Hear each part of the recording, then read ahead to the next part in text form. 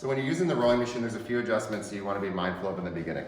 One, the display does telescope up and down, so if you're a taller or shorter individual, you can move that up, and then the display does rock. That'll also keep the handlebar free and clear of the display, so you're less likely to hit it. I always like to have it a little bit higher position, but it's largely personal preference.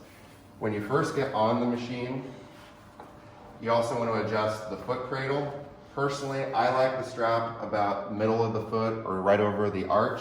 It's somewhat of a preference in that regard, but all you have to do is pull this tab up and you'll see there are numbers here, and you can slide it into various positions and that locks it in.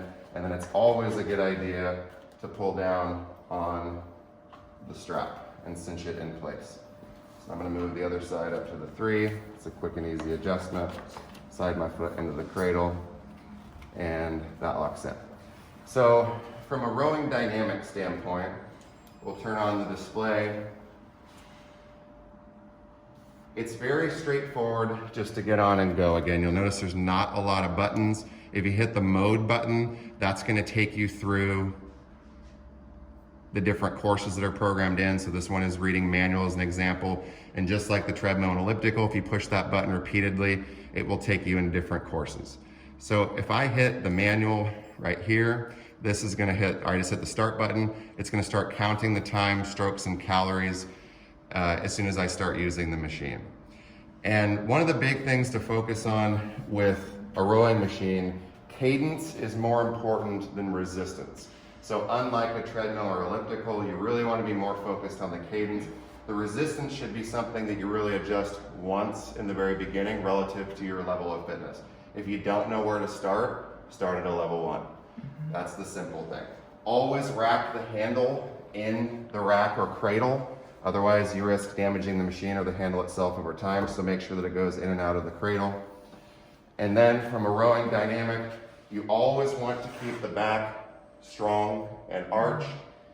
So neutral spine is a good way to look at it, but we're not hunched over, shoulders aren't rolled forward. I'm sitting here, so I'm going to come forward to the rack position. I'm going to drive through my legs. When I hit near full extension, I'm going to start leaning back.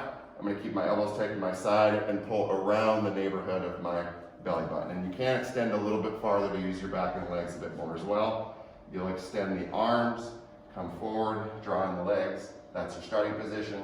It's done more quickly. Looks like this.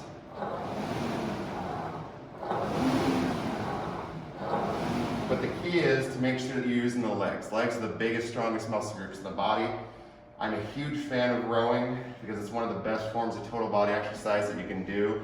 It's great for your cardiovascular health as well as core strength and overall muscle strength and stability. So rowing is a fantastic form of exercise. It's just critical that you perform it properly.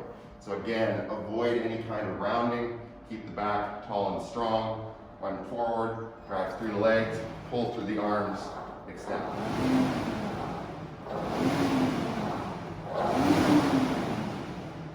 And then when you're done, cradle, stop, and you're all set.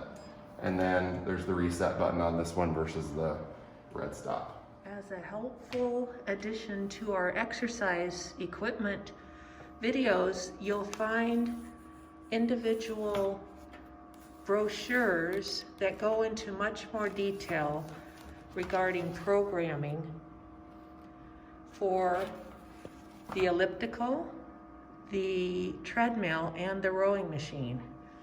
It's on the wall here in a beautiful hanging organizer that Paul made.